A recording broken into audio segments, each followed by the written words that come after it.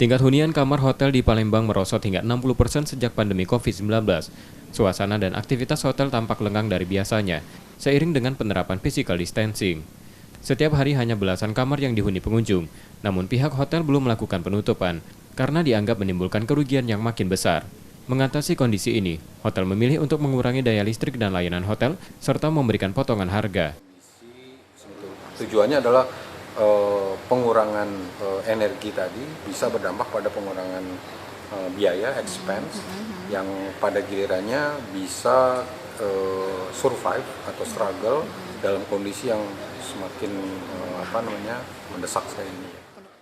Tapi ada sejumlah hotel berbintang di Palembang memilih menutup sementara hotelnya hingga batas waktu yang belum ditentukan.